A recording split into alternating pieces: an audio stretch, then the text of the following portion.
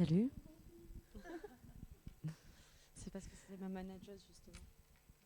Bonjour, la Cité des Sciences. Bienvenue à la table ronde Une industrie du possible. Non, c'est pas ça du tout. Une industrie des possibles. Quelles attentes pour le jeu vidéo de demain? Donc aujourd'hui, je suis accompagnée de trois merveilleuses personnes. Nous avons Mademoiselle Peps, Esther Mangel, pardon, et Erelis, qui vont chacune apporter leur point de vue sur ce vaste sujet. Donc, Mademoiselle Peps, toi, ça fait 4 ans que que tu explores l'univers du gaming. Tu partages principalement des jeux vidéo sur ta chaîne Twitch et qui a beaucoup d'abonnés. Abonnez-vous, Mademoiselle Peps, sur Twitch. Tu mets la lumière sur des jeux divers et avec des éditeurs indépendants ou grand public. Exactement, mais surtout quand même principalement des jeux de stratégie comme Age of Empires. C'est très C'est important. vrai que voilà, je suis vraiment, on va dire, axée Age of Empires, Age of Mythology, mais j'aime bien aussi faire découvrir à ma communauté qu'il existe aussi plein d'autres jeux. Merveilleux. Donc ton point de vue sera surtout sur la communauté en général et la compétition sur ton expérience. Exactement. Ensuite, on a Erelis, qui est ancienne joueuse semi-professionnelle de Super Smash Bros Ultimate, être précise. Et ça fait 4 ans que tu t'impliques dans la scène de jeux vidéo compétitifs. Oui. Est-ce que tu peux nous en dire plus? Alors, j'ai commencé en tant que joueuse, donc tout à fait débutante. J'habitais à Toulouse à l'époque. Et j'ai toujours aimé le jeu, de base, hein, on est d'accord. Et en fait, on m'a dit qu'il y avait des tournois. Je me suis dit, écoutez, pourquoi pas. Donc, c'était gratuit. Nous, à Toulouse, on a eu la chance d'avoir la gratuité. En arrivant à Paris, c'était plus du tout comme ça. C'est 10 euros le petit tournoi par semaine. Voilà. Donc, j'ai commencé à organiser des petits tournois dans mon université à Toulouse.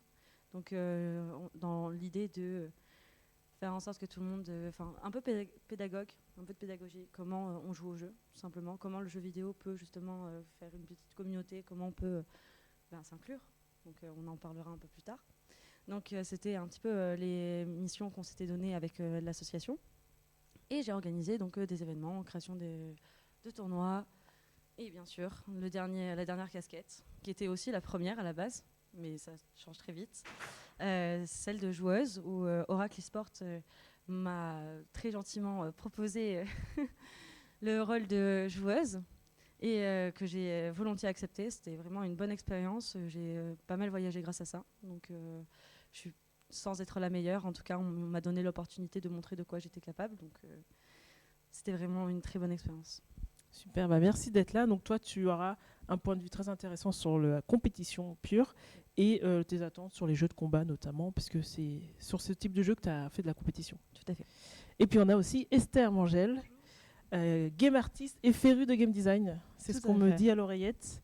Alors tu enseignes aussi dans des écoles de jeux vidéo. Est-ce que tu peux nous en parler plus et te présenter? Carrément, merci beaucoup, ravie d'être ici. Du coup, en effet, j'ai un parcours un peu particulier, comme plein de gens dans le milieu du jeu vidéo en réalité. J'ai d'abord été en école à Gobelin, ensuite je suis sortie de cette école en voulant travailler, j'ai donc fait un peu de freelance. J'ai aussi donné des cours, notamment à l'école de Gobelin, des cours de dessin principalement. J'ai aussi donné des cours de game design, notamment à la SAE. Et ensuite, je suis retournée en école pour continuer à me former. J'ai eu la chance aussi de passer par Ubisoft en stage, en alternance, etc. Pour avoir plus d'expérience pro. Et donc du coup, voilà, aujourd'hui, tu as bien résumé, je suis à la fois game artiste et professeur. Ouais, le point commun, c'est le mot game dans les deux. Ouais. Et donc toi, tu apporteras un éclairage sur la création des jeux vidéo et le défi rencontré dans l'industrie sur ce média-là. Avec plaisir. Donc déjà, la première question est pour toi. Posons les bases. Si on devait d'abord parler des jeux de combat, comment on construit des mécaniques de jeux compétitifs? Alors c'est une super question qui pourrait durer 1 heure environ, mais du coup je vais essayer d'être un peu plus minutes. concise, c'est ça. Ok, du coup si je devais résumer ça, je dirais que la base ce serait le choix. En réalité, si jamais vous voulez faire jouer des gens à un jeu de combat, il faut qu'à chaque instant ils aient plusieurs actions entre lesquelles choisir. Du coup il va falloir créer plusieurs compétences, plusieurs actions qui sont toutes intéressantes à faire à un moment T pour que le joueur ait un choix. Sinon, si on joue à qui martèle le bouton le plus vite, c'est pas super intéressant à regarder. Du coup, un des exemples qu'on pourrait donner très classique, ça va être est-ce qu'on préfère faire une attaque rapide qui fait moins de dégâts ou une attaque lourde mais qui va prendre plus de temps à charger. Il y a aussi plein d'autres paramètres sur lesquels on peut jouer, la distance, etc. Et du coup, dans les jeux de combat, on retrouve vachement souvent un système de pierre-feuille-ciseaux qui va jouer entre du coup, le fait d'attaquer, le fait de bloquer et le fait de grabber ou de lancer l'adversaire. Où en gros, chacune de ces 3 actions va être forte contre un type et faible contre l'autre. Et du coup, ceci nous permet d'avoir du bluff dans les jeux de combat, c'est pas à toi que je vais l'apprendre, et de pouvoir en fait lire les actions de l'adversaire, bluffer, faire croire qu'on va faire un move et en fait en faire un autre.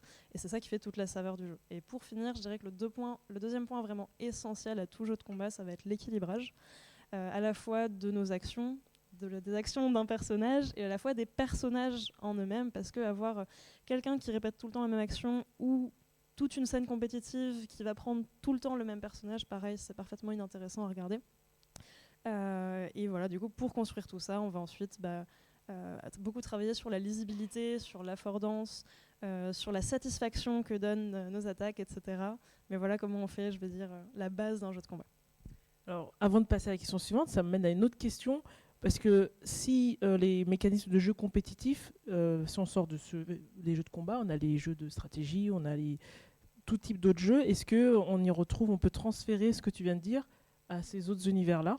Ou est-ce que dans le jeu de combat, c'est très spécifique et dans un jeu comme Age of... C'est un jeu compétitif, Age of Empire?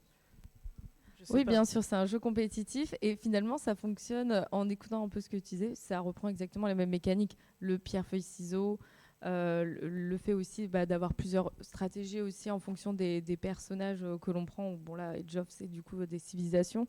Mais c'est ça, c'est le fait d'avoir des unités qui contre d'autres unités. Donc, bon, là, pour les jeux de combat, ça va être plus des actions vraiment, des combinaisons de touches aussi, hein, surtout. Mais oui, finalement, ça se rapproche pas mal en tout cas. Est-ce que tu veux rajouter... Ah, vas-y. En fait, on peut je pense, imaginer que les jeux de ce type-là, la plupart du temps, c'est un peu comme des échecs. Donc c'est vraiment des coups, le premier coup, celui qui agit en premier, réfléchir à qu'est-ce qui va se passer après, réfléchir même 3 coups après, qu'est-ce qui va se passer. En fait, le plus important, le plus intéressant dans les jeux stratégiques et jeux de combat, parce que ça se regroupe, parce que les jeux de combat, c'est aussi de la stratégie au final. Tout à fait. Donc c'est vraiment comme une partie d'échecs. Il faut vraiment avoir de l'avance. Et l'aspect justement critique, l'esprit critique de se dire, ok, là il a réagi comme ça à ce moment-là, donc moi je vais devoir faire ça si cette action se repasse à peu près de la même manière, même en imaginant qu'il puisse changer aussi au dernier moment. Voilà, donc c'est vraiment très similaire. Et tu voulais rajouter quelque chose Ouais, mais je suis tout à fait d'accord avec ce que vous avez dit. En gros, c'est les mêmes principes qui vont être transversaux, en fait, qui vont s'appliquer aux autres types de jeux. Là où on a des plus grosses différences, ce serait plutôt entre les jeux compétitifs et les non compétitifs. Par exemple, les jeux non compétitifs, on peut avoir beaucoup plus de part de chance, d'aléatoire, pour que des joueurs moins expérimentés aient une chance, etc. Alors qu'en compétitif, la lisibilité, l'affordance et la partie stratégique et non aléatoire est beaucoup plus importante. Mais comme vous l'avez dit, voilà, on retombe sur les mêmes principes du coup. C'est très intéressant parce que moi je joue pas aux jeux de combat, mais je fais de la boxe et je suis montée plusieurs fois sur le ring. Et c'est intéressant de savoir que dans le jeu vidéo, ils arrivent à retranscrire le fait qu'en temps réel, on doit mettre la personne dans une position favorable pour l'épuiser. Alors je sais pas si dans le jeu, en jouant, on s'épuise comme on s'épuise sur un ring. Je pense que c'est différent, ça doit être très mental. Et c'était une question pour toi. Est-ce que dans la stratégie, il y a aussi la stratégie d'épuiser l'autre pour pouvoir toi placer, sans s'épuiser, pour pouvoir toi placer tes coups? Tout à fait, il y a même en fonction donc, des jeux vidéo, mais notamment dans Super Smash Bros, il y a des personnages, c'est même leur mécanique de jeu et c'est comme ça qu'ils vont gagner. On pense à Sonic par exemple, donc c'est le petit personnage qui va très vite et en fait son but à lui c'est de tout éviter toutes les attaques, éviter le combat, éviter le plus possible, on va dire. C'est les personnages qu'on dit campy, donc des campeurs, c'est ceux qui ne bougent pas vraiment.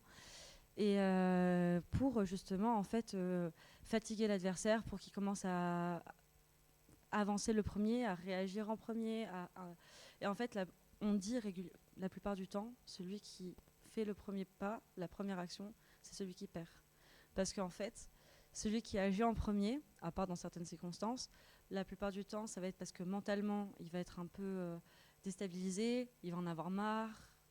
On joue vraiment sur l'aspect où on fatigue, c'est ça, c'est de l'usure. Et là, on parle de fatiguer la personne derrière la manette, pas le personnage dans le jeu. Le personnage dans le jeu, il n'est pas fatigable. Mais il a une jauge, j'imagine, de fatigue. Mais non, pas dans même Smash. Il y a quelques personnages. Attention, il y en a qu'un seul, il me semble. C'est Harmony et Luma. Mais c'est parce que le petit Luma, au fur et à mesure, il est un peu fatigué si on fait que le taper. Parce que voilà. Oui, on peut fatiguer, tout à fait, on peut fatiguer le shield. Donc il y a un shield, c'est pas, donc on a le système de blocage. Donc dans la plupart des jeux de combat, dans Smash, ça va être un bouclier. Qu'on dit un shield, c'est comme une bulle. En fait, c'est une bulle. Un bouclier. Plus qu'un bouclier, c'est vraiment une bulle, parce qu'il y a des boucliers dans Smash d'ailleurs aussi. Donc les Link Cartoon, les Link tout court, ils peuvent être utilisés. Donc ils ont juste à ne pas bouger et à vraiment attendre une petite attaque. Et normalement, ça peut contrer un petit peu. Certains l'utilisent un peu quand même. C'est pas non plus la protection en elle-même, mais on a le shield qui est donc une bulle, comme une bulle, un bubblegum quoi. Et en fait, c'est vraiment ça, parce qu'en fait, au fur et à mesure que si on l'utilise beaucoup et en fonction du temps, donc là, on joue sur d'autres critères, la différence de timing, quand est-ce que la personne va sortir. Donc ça, c'est vraiment encore une fois la stratégie. Donc si la personne elle sort au bout de 5 secondes ou 3 secondes, faut vraiment tout analyser. Voilà. Donc chaque personne est différente. Voilà. Et ce shield peut s'épuiser et peut se briser. Et s'il se brise, la plupart du temps, c'est une stock en moins. Sachant que c'est en 3 stocks sur Smash. On n'est pas sur du Tekken où il y a une barre de vie. C'est vraiment des vies. Et donc, sur les jeux de combat, quel est aujourd'hui votre point de vue sur les représentations des personnages féminins dans ces jeux-là? Alors, on n'est pas obligé de parler que de Smash, si vous avez d'autres exemples de jeux. Et voilà, votre point de vue là-dessus. Bon, vu que j'ai le micro, je continue un petit peu. Globalement, justement, on en parlait tout à l'heure avec une amie, mais en fait, dans Smash, c'est des personnages de jeux vidéo regroupés en général, hein, donc c'est pas des personnages créés pour Smash, c'est que des personnages qui viennent de Minecraft, de Kingdom Hearts, donc qui était mon personnage à moi. Mais il y a une bonne diversité. Par contre, il y a pas mal de femmes, donc de figures féminines. Même Samus, qui est donc celle qui tire des gros boulets de canon, enfin pas boulets de canon, mais on va dire du plasma, quelque chose comme ça. Ouais, c'est de l'énergie. Voilà, donc c'est une femme, une des premières femmes d'ailleurs représentée dans le jeu vidéo. Donc c'est vraiment très intéressant d'avoir Samus, qui est aussi d'ailleurs un des premiers personnages de la licence, tout court, depuis le tout début. Donc voilà. Et donc globalement, on a une bonne représentation. On a donc quand même un peu partout, comme dans tous les jeux, je pense que vous êtes d'accord avec ça, il y a de la sexualisation. Dans Smash Ultimate, ils ont essayé de changer quelques petits trucs. Par exemple, les formes un peu moins volumineuses pour les femmes. Par exemple, il y a le dernier personnage qui est un DLC qui s'appelle Pyra et Mitra. Ils ont rajouté des collants. Alors que dans le jeu original, elles n'ont pas de collants, elles sont vraiment très dénudées. Ils ont essayé, et en fonction aussi des cultures, en fonction des jeux, parce qu'il me semble que ça se change aussi entre le Japon et l'Europe, on peut avoir justement ce truc des petits détails. Globalement, c'est très diversifié, on a un peu de tout, en tout cas dans Smash. Voilà. Ok. Mademoiselle Peps. Moi, en jeu de combat, donc je suis pas trop Smash, mais par contre, j'étais beaucoup Mortal Kombat. Et là, pour le coup, il y avait des représentations féminines très minimes et très sexualisées. En plus, j'étais très jeune. J'ai vraiment joué sur les premiers Mortal Kombat sur Sega, je crois, ou PS1. Même à ce moment-là, peut-être pas les tout premiers. Mais c'est vrai que oui, je me souviens que la femme était représentée, mais pas par son skill, on va dire, mais plus par son physique. C'est comme ça que je l'ai ressenti personnellement. Alors après, moi j'ai resté quand même une petite fille qui voulait jouer à un jeu de combat. Et donc, je prenais beaucoup une femme. Mais c'est vrai j'avais pas beaucoup de choix. Je me souviens que du coup, je reprenais toujours un peu la même parce qu'elle était badass quand même, avec ses éventails, là, j'adorais. Mais on n'avait pas l'embarras du choix, effectivement. En fait, globalement, par exemple, dans les jeux de combat, on avait aussi cette sensation que les filles, elles étaient moins fortes que les personnages garçons, masculins, en termes de compétences, mécaniques de combat, on en parlait tout à l'heure. Le fait qu'elles soient trop légères, pas forcément toujours très rapides, ou en tout cas rapides pour certaines, mais du coup très, on dit glass cannon, donc elles peuvent mourir très vite, parce que, alors oui, elles vont vite, ou elles tapent fort, mais elles ont moins de vie, en fonction évidemment des jeux. Dans Smash, on a cette chance aussi que la plupart des personnages féminins sont bons, sont dans les mieux classés, donc dans les top les S tiers. J'ai déjà organisé des petits événements où justement on avait des enfants qui voulaient jouer. Et donc j'ai un peu fait d'introduction à l'e-sport via Smash notamment. Et on voyait justement la joie des filles aussi de pouvoir être représentées par une princesse ou Princesse Peach notamment, qui est très très forte. Voilà, pas que dans le film de Mario, du coup, elle est forte même dans Smash. Il y a un jeu Princess Peach qui est génial aussi. Hein, alors, je l'ai pas encore fait, mais par contre, il me tente bien. Il est top. Elle est badass en fait. J'ai l'impression que ça reprend un peu cette idée de Barbie qui change aussi, qui essaye de s'améliorer. On essaye de sortir un peu de ces critères de la femme doit être mince, blonde, grande, jolie et même fragile aussi. Lara Croft par exemple, comparée à Uncharted, on voit très bien qu'elle est tout le temps faible, elle veut pas faire les trucs alors qu'en fait elle est super forte, mais on la représente comme une personne faible alors que voilà. Le temps que tu lui passes le micro, en parlant de Lara Croft et Uncharted, c'était très intéressant lorsqu'ils ont ressorti les nouveaux Tomb Raider en 2013 je crois. Et en fait, elle le prend très cher. C'est-à-dire qu'on la voit tomber, elle saigne, elle se casse des bras, elle se prend des plans et tout. Alors qu'Uncharted, lui, il lui arrive rien.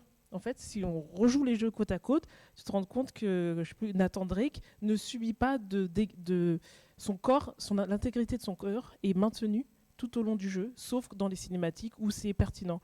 Alors que pour Lara Croft, elle se fait bâcher, son corps est tout le temps détruit. Les scènes où en game over, tu la vois, elle se fait décapiter, il y a des trucs horribles.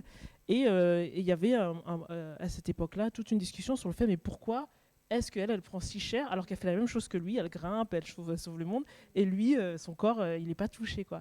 Et c'est très intéressant. Je ne sais pas ce que ça dit de la société, mais ça dit des choses. Tu voulais dire des choses? On laissera y réfléchir. Voilà, ouais, carrément. C'est sûr, je joue un peu aussi Smash et à d'autres jeux. Et c'est sûr que dans l'univers de jeux de combat, la représentation de la femme est assez mauvaise de manière générale. C'est-à-dire qu'il y en a, mais comme vous l'avez dit, hypersexualisation, etc. Moi, et puis même plus largement, c'est vrai que les licences, moi dans Mario Kart, je ne prends jamais Peach, je ne connais aucune amie qui va jouer Peach parce qu'elle faisait trop princesse pour nous. Et du coup, c'est bien d'avoir ce genre de diversité qui se met en place. J'adore voir autant de personnages féminins dans ce genre de jeu comme dans Smash. Parfois je trouve que ça manque quand même de femmes qui ont d'autres morphologies. On reste quand même souvent sur ok, c'est la morphologie de la femme qui est fine.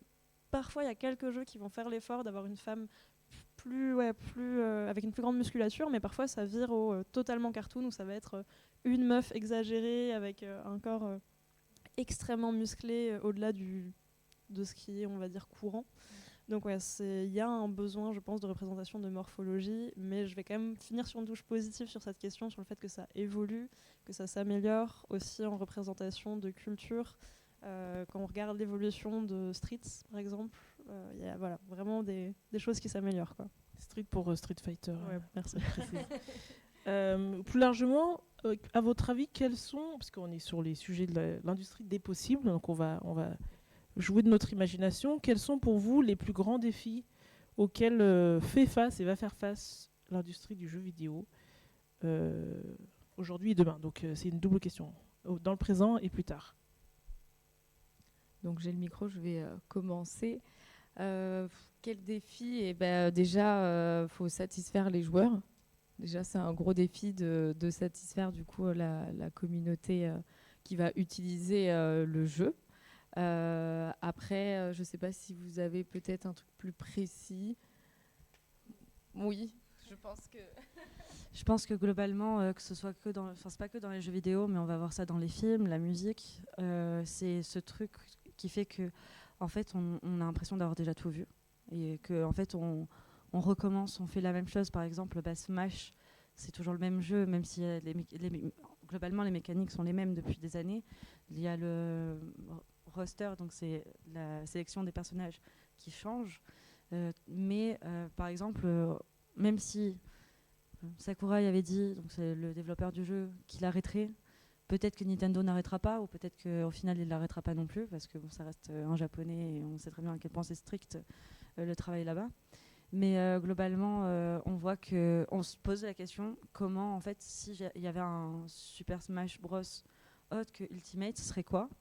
Est-ce que ce serait un Super Smash Bros Ultimate Plus, ou ce serait exactement le même jeu mais avec des mécaniques un peu différentes, ou est-ce qu'on aurait donc un équilibrage sur des personnages qui, on en parlait tout à l'heure, qui ne sont pas très bien équilibrés. Donc est-ce que, même si que globalement Smash ça reste un jeu très équilibré pour avoir un roster de 84 personnages, quelque chose environ, ça reste super bien équilibré, mais globalement ouais, c'est la redondance. Je pense que c'est vraiment ça le plus gros défi des développeurs actuellement. Merci. Et du coup, oui, je suis totalement d'accord. C'est sûr qu'il y a un gros défi de renouvellement qui est nécessaire. Je m'en fais pas trop parce que ça reste un médium extrêmement créatif. J'ai beaucoup foi en l'avenir de ça. Moi, je viens peut-être plus donner un avis du côté production de jeux vidéo aussi. Pour moi, un des gros défis en ce moment, on le voit avec les grèves qui a eu lieu récemment. Vous en avez peut-être entendu parler, Ubisoft, Dontnod, etc., Spiders aussi. Il y a un problème dans la structure des boîtes de jeux vidéo, dans le financement, la manière dont on récolte cet argent. Et le fait qu'aujourd'hui, le jeu vidéo, c'est plus une bande de potes qui s'amusent dans leur garage, mais que c'est des vraies entreprises, des structures. Ça ramène des investisseurs qui sont parfois là, pas forcément par amour pour le jeu, mais parce qu'ils veulent des gains rapides et efficaces, et qu'aujourd'hui, après le Covid, ils ont vu que ça pouvait se faire ici. Et du coup, ça amène à des besoins avant tout de résultats financiers, et des décisionnaires qui n'ont parfois pas des connaissances du milieu du jeu vidéo, dont les décisions vont en fait être choisies plutôt que celles des seniors du milieu qui ont fait des jeux. Et donc voilà, pour moi aujourd'hui, il y a peut-être un problème de dialogue social dans les entreprises à revisiter pour qu'on écoute les équipes, qu'on écoute les vrais besoins et qu'on avance dans la bonne direction en fait pour créer des jeux innovants et pas rester sur nos acquis. Tu fais une très belle transition sur comment concilier les impératifs commerciaux des jeux et le souhait de créer des jeux plus innovants ou artistiques. Toi, tu disais qu'il fallait par exemple satisfaire le public, mais en fait, il y a quand même deux écoles. Il y a l'école qui dit on satisfait que le public qui va jouer au jeu, ou on veut essayer de toucher un public plus large. Et donc du coup, si tu veux toucher un public plus large, tu vas peut-être un peu descendre le curseur sur le côté très niche, très poussé de tes propos, et alors que si tu es un public très niche, donc des jeux indés principalement, là tu peux aller au fond du sujet et peut-être toucher en moins ta cible, mais bon, pas satisfaire le reste. Donc quelle est votre réponse là-dessus ? Globalement, c'est marrant parce que cette question-là, ça me fait penser à mes cours. Parce que je n'osais pas parler en fait de mon autre casquette, c'est que en fait je suis dans la communication et le marketing. Donc en fait c'est des sujets que j'étudie un peu tous les jours. Et dans le jeu vidéo, on voyait justement que, avec Pokémon par exemple, Pokémon c'est une licence où ils essayent un peu Call of Duty, voilà, on va partir sur d'autres trucs, sortir un jeu tous les ans pour avoir de l'argent, pour pouvoir faire ok. Et on a d'autres jeux, par exemple Kingdom Hearts, où on a juste une nouvelle et un jour, et en fait on attend, on a une date et on ne sait pas quand est-ce que le jeu va sortir.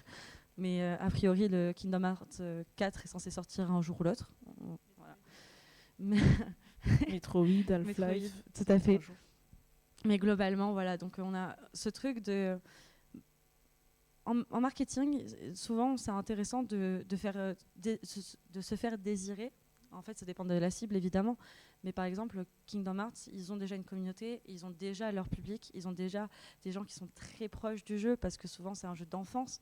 Ça mêle Final Fantasy, qui est quand même une grosse licence, et Disney, que je ne présenterai pas. Donc, globalement, la licence,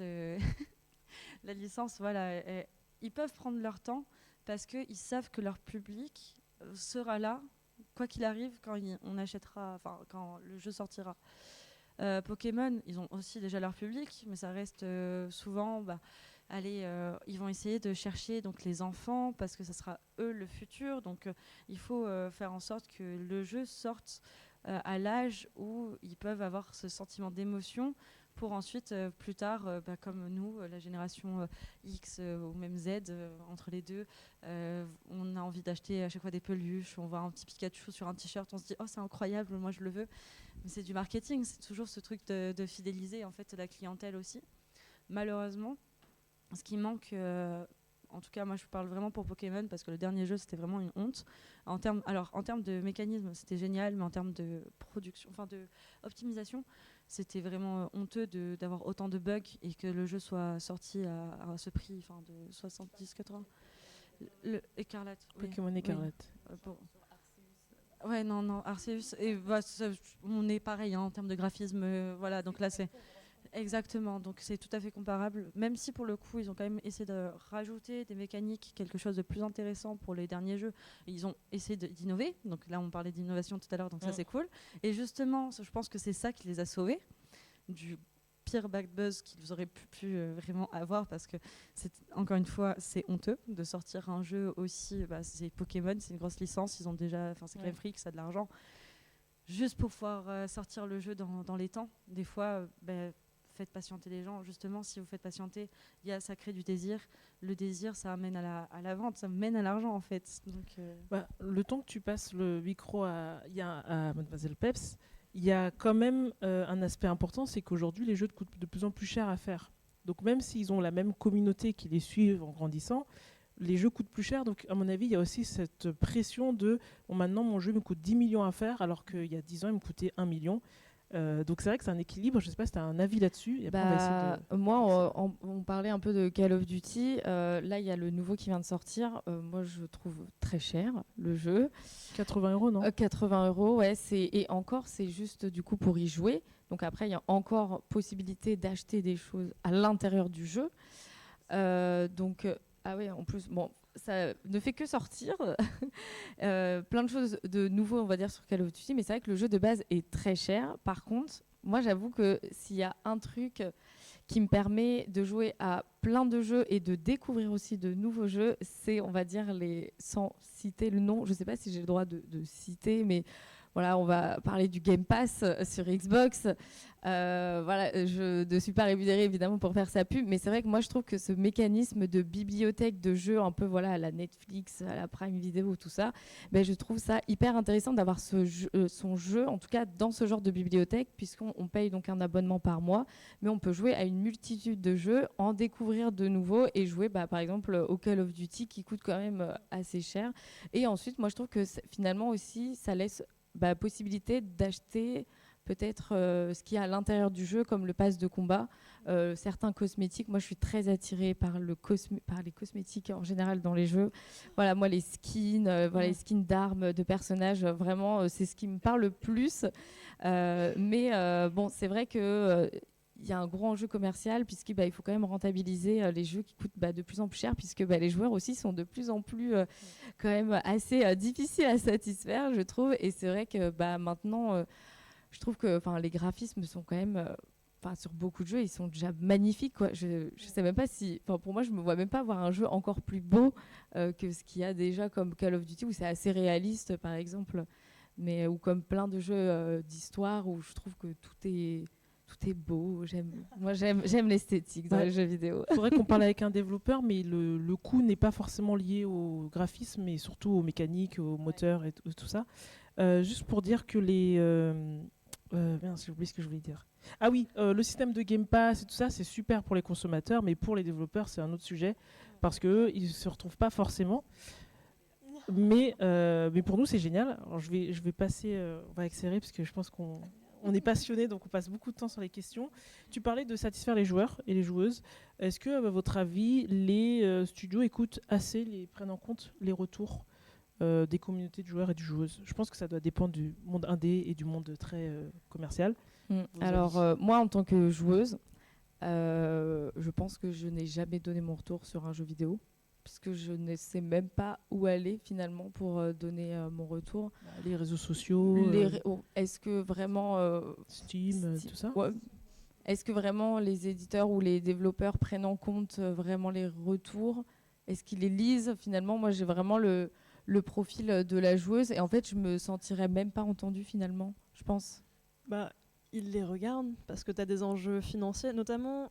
Je pense que l'exemple le plus simple, c'est la page de Steam. Si jamais vous jouez sur PC, il y a une review, un système de review qui indique au joueur dès qu'il veut acheter votre jeu si le jeu est plutôt bien noté, est-ce qu'il a une note très positive, pas très positive. Et ça va être un moteur d'achat ou au contraire un énorme frein si jamais vous voyez qu'un jeu que vous pensiez acheter finalement est très mal noté, mais vous n'y allez pas. C'est comme un restaurant, les étoiles, TripAdvisor, tout ça. Et du coup, t'es obligé de le regarder en tant que dev parce que tu veux que ton jeu soit attractif. Et je vous mettrai juste une petite étoile sur le fait que les jeux en early access sont les jeux où je pense que les devs regardent le plus les feedbacks parce que comme le jeu est encore en construction, il y a plus moyen de continuer à l'améliorer en fait et changer la direction, sachant que quand même en tant que dev, il faut écouter les joueurs, mais il faut aussi rester fidèle à ta direction parce que si tu écoutes tous les joueurs, ils vont éparpiller ta direction et il faut quand même en choisir une. En fait, globalement aussi, pour répondre à ta question, il y a en marketing, on nous apprend qu'il est très important, notamment rien que pour l'image, d'aller faire de la veille. Et la veille passe par justement la recherche des avis et des réseaux sociaux. Donc si tu écris une mauvaise... alors, c'est peut-être pas toi, mais s'il y a vraiment 10 personnes, 20 personnes qui commencent à se plaindre sur quelque chose sur un réseau social, ça peut être Twitter, la plupart du temps, c'est là qu'on aime bien se plaindre. Ah, pardon, excusez-moi, X, parce que sinon, même moi, je vais me faire taper. Mais globalement, sur X ou sur Instagram, ou YouTube surtout aussi, parce que c'est là où on a aussi pas mal de créateurs de contenu qui font justement des analyses de jeux et qui font un petit peu justement ce truc de mettre en avant les bons jeux, les mauvais jeux, dire si c'est bien ou pas bien. Mais voilà, donc l'image est ultra importante pour une entreprise, donc elle va forcément regarder un minimum ce que les personnes pensent. Et on fait aussi la distinction entre les genres, femmes, hommes, âge aussi. Donc tout ça c'est très important, surtout si t'es notre cible. Donc si la cible de base c'est les hommes et les femmes de telle tranche d'année, bien sûr qu'ils vont regarder. Et d'ailleurs, ça peut très vite dériver, donc ces retours sur des plaintes et un retour qui peut devenir toxique et avoir un mauvais impact sur les développeurs et même sur la communauté entière. Et à votre avis, quelle est la responsabilité des éditeurs sur la toxicité de certaines communautés en ligne et en présentiel? Alors, quand je dis éditeur, on va aller plus large, on va parler des plateformes qui permettent à ces communautés de s'exprimer, et on va aussi parler des éditeurs de jeux qui continuent à parfois mettre de l'huile sur le feu en continuant à faire des jeux qui vont dans le sens de ces communautés-là. On a quand même pas mal d'aspects. Par exemple, typiquement dans Smash, on n'a pas l'éditeur il n'est pas là. Donc Nintendo, en fait, on ne le voit pas, on ne sait pas qui c'est. On joue au jeu, mais ils n'ont pas envie de faire partie, par exemple, de la scène compétitive. Là, je parle surtout en compétition. Mais on voit la toxicité. On voit qu'ils font quelques petits trucs pour les joueurs un peu plus casual, qui vont jouer de temps en temps, d'occasionnel. Dans la limite, par exemple, si on quitte un jeu, qu'on rage quit, du coup, on va avoir un temps de bannissement. Mais typiquement, des fois, rien que pour l'image aussi, il faudrait pouvoir se mettre un peu plus dans les scènes compétitives aussi et voir justement la toxicité qu'il peut y avoir. Et je sais qu'il y a pas mal d'éditeurs qui le font, notamment dans League of Legends ou dans pas mal de Riot, ils s'y mettent aussi. Donc il y a pas mal d'éditeurs qui le font, Nintendo ne le fait pas. Et c'est là où on sent que nous, en tant que passionnés de Smash, on va se mettre à la place, on va se donner ce rôle-là. Les organisateurs de tournois ont un peu ce rôle-là plus que les joueurs en eux-mêmes. Donc c'est pas mal de pression et logiquement ça devrait même pas être notre rôle. Voilà. Donc. Merci beaucoup. Je voudrais juste rajouter qu'il y a une part de responsabilité de l'édition et aussi des devs parce qu'on se rend compte aujourd'hui que les mécaniques qu'on va créer, l'interface aussi utilisateur, même lui par simplement la couleur du texte ou les phrases qu'on va écrire en tant que dev, vont encourager un certain comportement chez les joueurs. Et en fait, aujourd'hui, on peut, en tant que dev, on a cette capacité de faire des mécaniques qui encouragent la coopération, qui encouragent le fair play, ou au contraire, qui vont encourager tout ce qui est la compétition un petit peu toxique, etc. Riot, comme tu disais, l'a compris et a fait des recherches sur ce sujet. Il y a des bons documents à aller voir en ligne, je vous renverrai vers eux plutôt que tout réciter ici. Mais du coup, voilà, on a des moyens d'améliorer les choses, même si c'est pas pour autant qu'on est responsable des comportements de tous les joueurs au monde, évidemment. Donc, c'est intéressant de s'y intéresser pour améliorer les choses comme on peut. Après, moi, je voudrais juste rajouter que c'est vrai que les éditeurs aussi, ce serait bien aussi qu'ils fassent peut-être qui va se passer aussi un message à leurs joueurs pour les sensibiliser aussi au fait de ne pas être toxique, d'être fair play et surtout d'être bienveillant avec autant ses alliés, parce que parfois les alliés se retournent contre nous, mais aussi être fair play par rapport à leurs adversaires.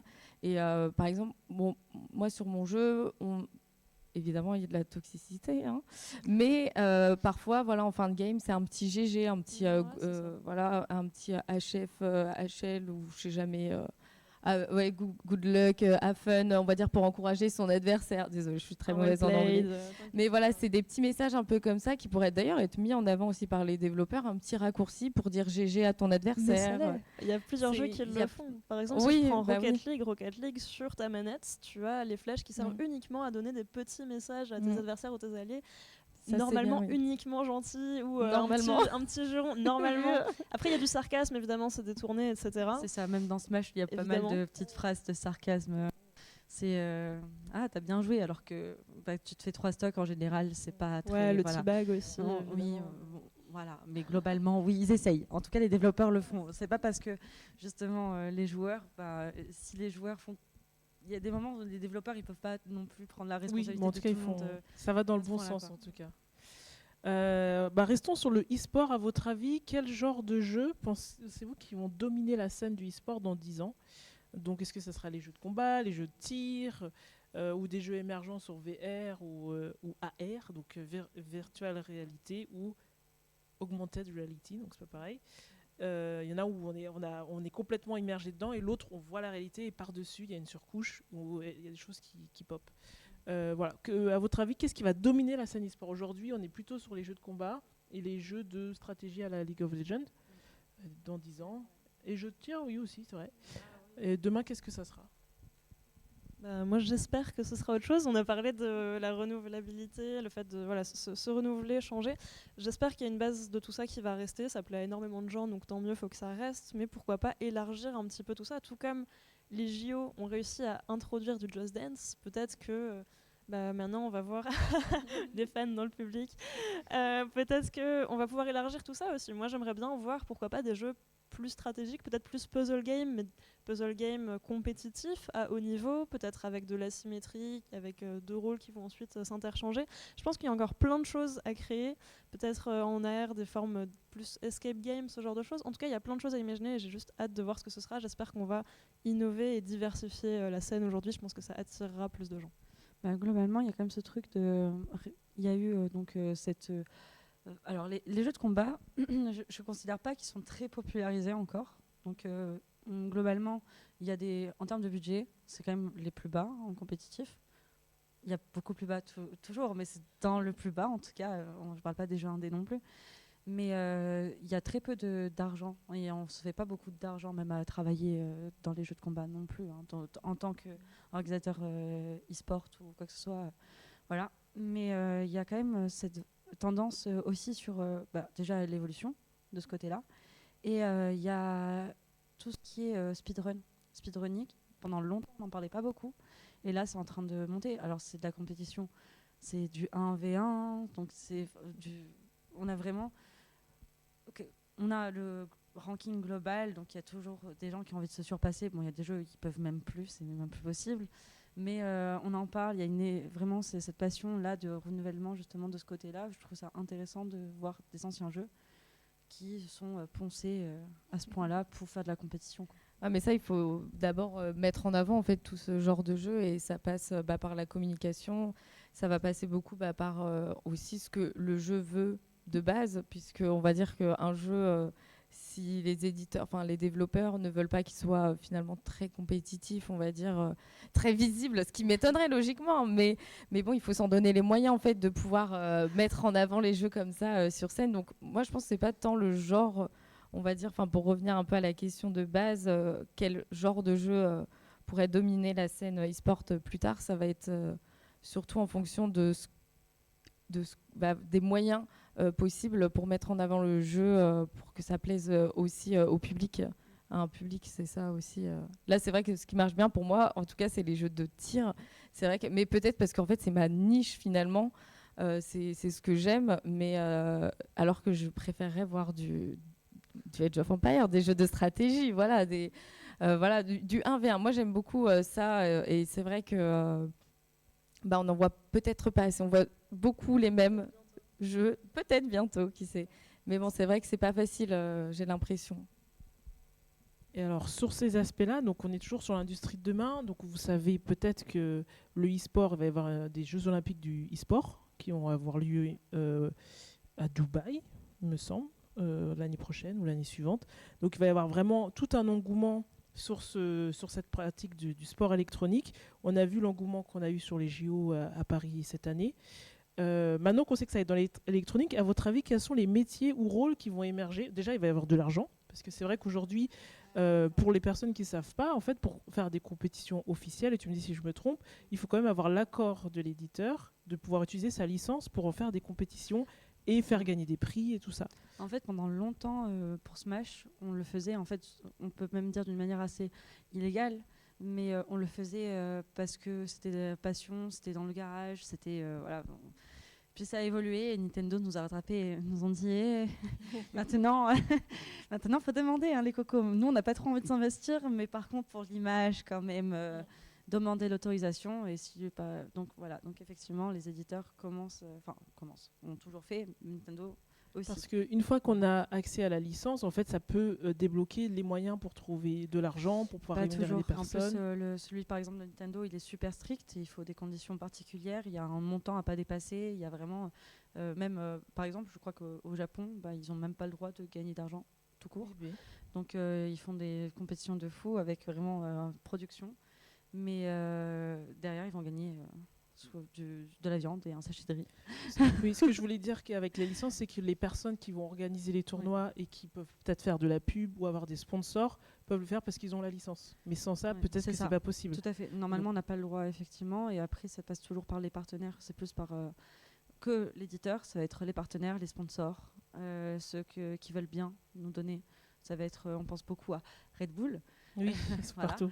Monster, donc ils sont là à quasiment tous les événements, mais tout ce qui est casque, souris, clavier.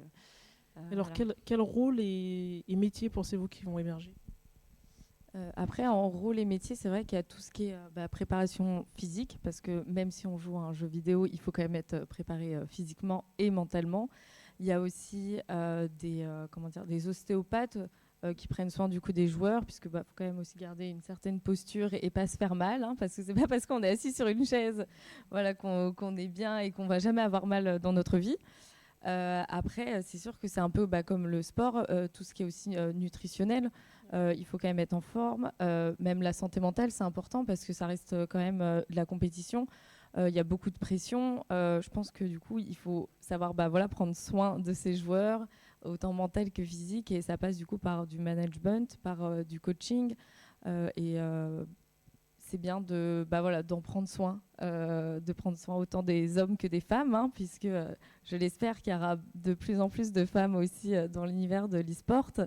J'espère qu'elles seront bientôt un peu mieux représentées et qu'on nous donnera l'opportunité aussi de nous montrer.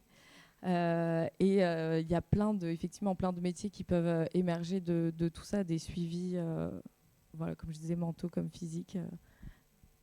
Je ne vais pas ajouter grand-chose parce que tu en as déjà dit beaucoup. En effet, je suis d'accord avec toi. Et côté diversification, on va dire, des profils, J'espère que ça va s'améliorer. J'ai quand même de l'espoir parce qu'on voit de plus en plus, si vous vous baladez dans les métros, on voit de plus en plus des posters avec des femmes par exemple qui vont être dans des compétitions d'e-sport, etc. Ce qui peut appeler les femmes à justement participer plus. J'ai quand même vu beaucoup de témoignages de femmes qui racontaient en e-sport s'être senties un petit peu moins bien traitées, moins bien intégrées, etc. Et voilà, peut-être que tu voudras en parler plus tard. Mais du coup, j'espère que ça va beaucoup passer aussi par une diversification du staff sur place, parce que s'il y a plus de femmes dans les staffs, s'il y a plus de femmes qui gèrent ce genre de compétition, qui les organisent, ça va inciter les femmes à du coup y aller, elles se sentiront mieux traitées, elles en parleront plus autour d'elles. Donc voilà, j'espère que c'est un secteur qui va fleurir et qui va se diversifier grâce à tout ça, même si c'est en voie. Oui, et puis je pense qu'il y a un tournant qui est, il ne faut pas que ça soit submergé que par même typologie de personnes, pour pas se retrouver comme aujourd'hui où on se dit c'est une industrie d'hommes et fait que pour eux. Donc là il faut mais après il y a plein d'initiatives, il y a des ligues féminines qui se font. Pareil, il y a l'avis de est-ce qu'il faut séparer les ligues alors que c'est du jeu électronique. Mais il y a quand même des compétitions mixtes. Donc à voir vers où ça va aller. Et maintenant on va parler de l'impact des jeux vidéo sur la société. Parce que je vois que le temps tourne, mais on a plein de questions encore. Déjà, aujourd'hui, le jeu vidéo, ça consomme de l'électricité, ça consomme beaucoup de matériel, ça consomme des matériaux rares. Quels sont les enjeux environnementaux pour vous de l'industrie du jeu vidéo? Parce que aux dernières nouvelles, c'était la plus grosse industrie au monde, devant le cinéma, la musique, dans le divertissement, je veux dire. Dans le cinéma, la musique et je ne sais pas quel autre média de divertissement, les livres. À votre avis, jeux vidéo et environnement, qu'est-ce que vous en pensez? Moi, au niveau de l'environnement, c'est vrai que je pense que c'est de la pollution, on va dire, digitale. On ne se rend pas compte aussi. Tout ce qui est bande passante, par exemple, moi je suis streameuse sur Twitch et je sais que ça demande beaucoup d'internet et internet ça consomme beaucoup, mais on s'en rend pas compte parce que voilà, tout de suite quand on pense à pollution, on se dit voilà, c'est les trucs nucléaires, enfin voilà, les infrastructures, c'est l'essence, voilà, c'est la voiture et tout, enfin, mais on pense pas en fait à la pollution digitale parce que en fait on la voit pas. On la voit pas, hormis du coup tout ce qui est les consoles qui sont, franchement il y en a tout le temps des nouvelles consoles. Donc qu'est-ce qu'on fait des anciennes consoles? Tout à l'heure je discutais avec une amie qui m'a parlé qu'il y a une entreprise qui identifie comment on appelle ça, vraiment la pollution de l'entreprise, mais digitalement parlant. L'empreinte carbone. Ouais. L'empreinte carbone d'une entreprise. Et apparemment, ça fait que 2 ans que cette entreprise existe dans Gibros, le monde du jeu crois. vidéo. Comment? Gibros, je crois. Oui, je crois que c'est ça. Gyros, ouais. Oui, Gyros, oui, c'est ça. Et c'est vrai que oui, on se pose pas la question, alors que c'est quand même hyper important, parce que nous aussi, en tant que joueuse ou en tout cas même actrice directement dans l'industrie du jeu vidéo, faut penser aussi à l'environnement, même si ça ne se voit pas. Du coup, très très rapidement, je pense qu'il y a 2 endroits sur lesquels le jeu peut jouer, à la fois en mettant des représentations dans le jeu vidéo peut-être, on va pas forcément le faire gaffe, mais des environnements sains avec, je sais pas, plein de poubelles de tri, des arbres verts, des éoliennes, tu vois, tout ce qui est par exemple solarpunk, un mode qui est un petit peu émergent encore. Donc en représentation et dans l'aspect purement pratique, c'est vrai qu'il y a plein de choses. On peut parler en effet des consoles, du fait que ça change tout le temps, du fait qu'on n'a peut-être pas forcément un super cycle de recyclage, de deuxième vie pour eux, plus d'occasions, ça pourrait être mis en place plus facilement. Et aussi les jeux physiques. Vous avez déjà acheté une cartouche de jeu DS dans une boîte en plastique immense par rapport à sa taille. Donc voilà, il y a plein de progrès encore qu'on peut faire aujourd'hui. En fait, globalement, ça va sûrement créer d'autres... il y aura des solutions, il y aura d'autres métiers. Donc le fait de recycler, bon, ça existe déjà, mais vraiment des personnes qui se spécialisent comme Gyros, j'imagine, vraiment étudier donc, l'empreinte carbone digitale. Mais peut-être que nous, les solutions qu'on peut y trouver, déjà, c'est en tant qu'organisateur, justement, parce que récemment, il y avait une polémique comme ça, justement, il y avait une association qui était venue pour balancer des pots de peinture directement à une compétition e-sport, je ne sais plus laquelle, je n'ai plus les noms, mais j'avais vu ça, et justement pour sensibiliser. Pour sensibiliser. Derrière, même moi, comme tu dis, ça, on ne voit pas, donc on ne se rend pas compte. Peut-être que collaborer justement avec des associations, sensibiliser, collaborer et même réduire le temps, peut-être des tournois, peut-être justement déjà savoir combien on fait, qu'on a comme qu'on consomme comme impact carbone, empreinte pardon, carbone. Derrière, voilà, pour améliorer, trouver des solutions, c'est l'ordre du RSE du coup. Oui. Il y a quelque chose qui se fait beaucoup dans le web, donc on appelle ça le Green IT, et c'est devenu assez répandu, en tout cas les développeurs qui sont dans le milieu du web le font depuis longtemps. Et en fait le principe c'est de créer des sites web qui sont le plus légers possible et qui consomment le moins. Donc en faisant des images moins lourdes. Avant on était dans il y a 10 ans, on avait des sites avec des grands sliders, des images ultra lourdes, donc quand tu ouvrais le site ça moulinait. Et je pense qu'un axe, ce qui est peut-être déjà en place dans le jeu vidéo, c'est de développer des jeux qui ne consomment pas autant de ressources techniques. Parce qu'aujourd'hui, moi, je viens d'acheter mon premier PC gamer. Du coup, j'ai acheté un truc pour que ça puisse faire tourner les jeux d'aujourd'hui. Mais ce qui m'inquiète, c'est que dans 5 ans, je vais devoir racheter du matos. Mais si demain, on me dit, non mais attendez, tout ce qu'on a aujourd'hui, dans 10 ans, on pourra encore tourner des jeux dessus parce qu'on aura optimisé nos développements, nos assets, la manière dont on accède à la donnée dans le hardware. Et donc je pense que ça, c'est un gros aspect qui fait qu'on consommera moins et on achètera moins de hardware derrière parce que les matériaux rares se font de plus en plus rares et on ne les trouve pas évidemment dans les pays où on joue le plus aux jeux vidéo. On le fait déjà parce que c'est obligatoire pour nous. En fait, ton jeu ne peut pas tourner s'il est trop lourd. Du coup, on optimise déjà les polygones de chacun des assets, on optimise déjà les textures, les matériaux, combien il y en a, etc. Mais ce qui consomme beaucoup, c'est qu'on était vers une course à l'hyper-réalisme. Tu parlais de Call of Duty, etc. Vous avez sans doute Cyberpunk, plein de jeux en tête. Ça consomme beaucoup parce qu'il te faut beaucoup de détails. Et en fait, tous les petits jeux indés avec des styles graphiques beaucoup plus...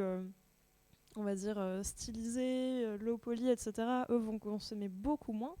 Et quand tu parlais de du coup pouvoir innover et concilier ça en même temps avec le marketing, les envies des joueurs, je pense qu'aujourd'hui il y a beaucoup de gens qui adorent ce genre de petits jeux qui sont niches, qui sont indés, qui ont un style différent, qui va du coup trancher avec les Call of, etc. Et aujourd'hui, ils sortent du lot et surtout ils marquent les esprits parce qu'ils sont uniques aujourd'hui. Et surtout, ils vieillissent mieux. Les jeux très stylisés, vous jouez à Borderlands aujourd'hui, le jeu est tellement stylisé qu'en fait, t'as pas l'impression qu'il a vieilli, alors que s'il avait été ultra réaliste, ce serait différent. Tu veux dire un dernier truc ? Non, c'est juste pour donner des exemples, mais tout simplement Hollow Knight, qui est une des plus grandes licences où tout le monde...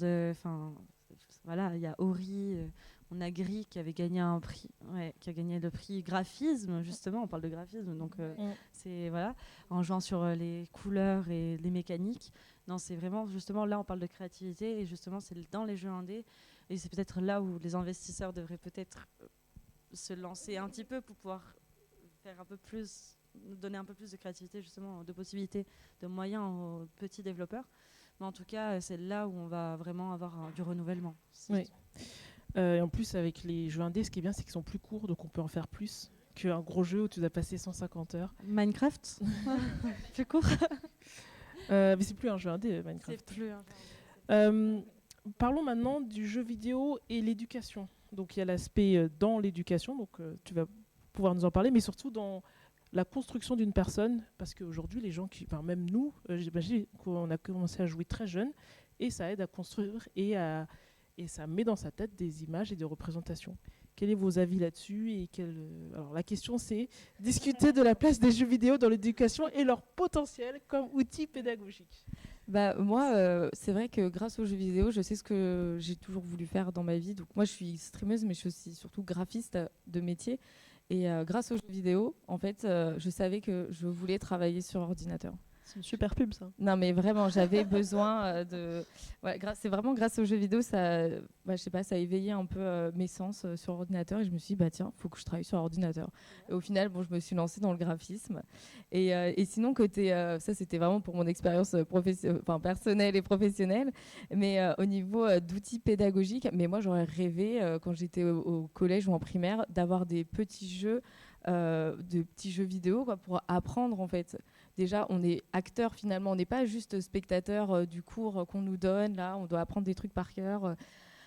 Et ça marche même pas. Non, par exemple, les cours d'histoire, mais moi qui jouais Empire, il y a un mode histoire où voilà, il parle beaucoup d'histoire. Il faut faire Assassin's Creed en cours Mais d'histoire. voilà, mais par exemple, en fait, pourquoi on ne devrait pas plutôt jouer à un jeu qui nous rend vraiment acteurs, en fait, et je trouve que ça rentre beaucoup mieux dans notre cerveau, en tout cas pour moi. C'est prouvé, hein, c'est pas juste toi. Prouvé, oui, c'est prouvé. Et comme j'étais en études supérieures, on apprenait à faire du développement. Il y a un moment donné, pendant le cours, le professeur nous a fait faire un petit jeu vidéo pour apprendre le développement. J'ai jamais aussi bien compris la dev. Voilà. Donc, je trouve que après, il faut le faire, je pense, par parcimonie. Évidemment, il ne faut pas non plus qu'apprendre bien les jeux vidéo, mais je pense que c'est bien de l'intégrer de temps en temps dans des petites thématiques de cours. Hein. Tout à fait, c'est prouvé qu'on apprend mieux comme ça, et c'est pour ça que ça se développe, peut-être bientôt à l'éducation nationale notamment, on espère. Ça commence. Il y a toute la catégorie des serious games qui a émergé grâce à ça, et aujourd'hui on voit de plus en plus de jeux pour apprendre par exemple à coder. Voilà, si chez vous voulez apprendre à coder, à conduire, tout à fait, avec des quiz notamment, et aussi maintenant on le développe même pour des entreprises ou pour d'autres métiers qui auraient peut-être besoin de ça, typiquement la chirurgie. Si vous êtes chirurgien, s'entraîner avant en réalité virtuelle plutôt que risquer de tuer quelqu'un, c'est une bonne idée. Voilà, il y a la même chose dans le BTP justement. Ah ouais, où il y a dans c'est ça, réalité virtuelle où on doit savoir monter des trucs. Exactement. Et vraiment juste pour finir, l'autre partie du coup plutôt émotive. J'ai jamais, juste pour donner un exemple personnel parce qu'on n'a pas beaucoup de temps, mais le jeu vidéo est un médium privilégié pour se mettre dans la peau d'un personnage et comprendre ce qu'il ressent. Pour moi, beaucoup plus encore qu'un film ou une série, même si c'est déjà pas mal. J'ai jamais aussi bien compris, je pense, la vie d'une personne trans qu'avant de jouer à Tell Me Why, par exemple, et ça m'a marqué à vie. J'ai pu comprendre l'immigration avec Life is Strange 2, j'ai pu comprendre tellement de choses avec un autre niveau de profondeur à des époques où j'avais pas ce genre de personnes qui vivaient ça pour me l'expliquer. Ça arrivait plus tard dans ma vie, mais on connaît pas tous des gens qui expérimentent tout ça. Donc c'est un moyen pédagogique, émotionnel, je pense, d'être empathique envers plein de gens et de comprendre leur histoire beaucoup mieux. C'est pour ça qu'il faut de la diversité dans les jeux. Hein. Petit dernier point, donc on parlait de tout ce qui était scientifiquement prouvé aussi. Donc typiquement, le jeu vidéo, on dit il y a certaines personnes aux anciennes générations qui vont dire que c'est mauvais pour la santé, ça fait mal aux yeux. Alors oui, trop plein d'écrans, mais c'est d'écrans en général, pas les jeux vidéo, on est d'accord, donc ça va être tous les écrans, c'est pas bon pour la santé. Mais à un certain niveau, les jeux vidéo, on parlait de stratégie, donc ça augmente l'aspect réflexion de tout le monde, les réflexes, la réflexion, l'esprit critique, la prise de décision, la confiance en soi, malgré tout, parce qu'en fait on se retrouve déjà, il y a l'aspect communautaire, mais il y a aussi l'aspect où justement, comme tu disais, dans Life is Strange, on a l'aspect de on peut recommencer, on peut se tromper, et on peut recommencer, on peut perdre, on peut se rattraper, on peut s'améliorer. Et le jeu vidéo, c'est fait pour s'améliorer. Et en fait, en jouant au jeu vidéo, on s'améliore de manière ou d'une autre. Et de mon côté, un peu plus précisément, j'étais une très mauvaise perdante. Je le suis toujours. Gestion des émotions, on apprend aussi ça. Gestion des émotions, tout à fait. Donc j'étais une très mauvaise perdante, même sur les jeux de société. Hein, peu importe. La famille, le petit frère, peu importe. Non, très mauvaise perdante. Et au final, la compétition, ça m'a aidée. Donc le jeu vidéo, hein, toujours. Ça m'a aidée à prendre du recul sur moi-même et me dire mauvaise perdante sur la perfection, on est d'accord, parce qu'on a envie d'être parfait, etc., faire des efforts, être le meilleur, etc. Donc, être un peu moins dur avec moi-même et me dire, ok, c'est pas grave de perdre. Il y a plusieurs aspects et c'est bien des fois de perdre aussi pour s'améliorer. Alors, la dernière question, mais tu as très bien amené le sujet. Et c'est donc tu parlais de se mettre dans la peau de quelqu'un d'autre et vivre son expérience. Donc, la question, c'est quelles sont les limites et les défis d'un jeu avec un message fort, tout en restant un message social fort, tout en restant divertissant. Parce qu'on sait qu'il y a de grandes voix dans le monde du jeu vidéo qui ne veulent pas que les choses changent et qu'elles restent dans leur confort. Et du coup, les studios sont parfois frileux. Je pense à Assassin's Creed Yasuke, enfin celui avec... je pense à The Last of Us Partout. Il y en a qui ont pété des câbles parce qu'une femme avait des muscles, alors que ça existe. Donc, quel est les limites et les défis de ces jeux, de ces studios qui veulent avoir un message social fort mais rester divertissant? Tu veux commencer? Ok, bah, c'est pas incompatible, voilà, grande nouvelle. Les gens qui diront que les jeux vidéo n'étaient pas politiques se trompent. Vous pensez à Final Fantasy VII, on parle quand même d'écolos terroristes, anticapitalistes, et enfin voilà, les jeux vidéo sont politiques depuis très longtemps. Il y a pas longtemps, en conférence à Game Changers, j'ai vu quelqu'un parler du fait qu'au final Tetris, ça montre aussi quelque chose sur notre société, sur notre obsession à vouloir organiser les choses, les ranger, etc. Donc le jeu vidéo, c'est politique et ça reflète notre société. Maintenant, une fois qu'on est d'accord là-dessus, il ne faut pas que le message se sente forcé. C'est comme dans tous les médias, c'est comme dans les séries, etc. Et la meilleure manière de faire ça, c'est de le faire de façon naturelle, en embauchant des gens dont c'est la vie, dont c'est le quotidien, pour qu'ils puissent parler de ce qu'ils vivent. Parce qu'on ne peut pas le deviner, en fait. Et c'est ce qui va éviter des représentations ultra clichés, caricaturales, stéréotypiques, qui vont en fait... qui vont en fait être contre-productives. Du coup, pareil, moi j'ai jamais vu de jeux vidéo aussi touchants que ceux qui expliquaient ce qu'ils vivent à travers ce média. Pareil, dans les personnes trans, j'avais une camarade de promo qui a fait un jeu vidéo sur un quotidien de personnes trans, et c'était tellement subtil. Tu le voyais sur ce qui est écrit dans son agenda, ce qu'elle doit faire dans sa routine, et personne ne vient te dire à un moment hey, regarde, être trans, c'est vraiment avoir une vie normale, tu vois. Ce serait vraiment pas naturel que quelqu'un vienne te le dire. Donc il faut juste être subtil et donner la parole aux gens pour qu'ils en parlent. Il y a aussi ce côté où, par exemple, ça peut être toujours des petites missions un peu cachées. Quelque chose qu'on a... En général, les gens sont très réfractaires à l'idée qu'on leur met le message vraiment en face d'eux.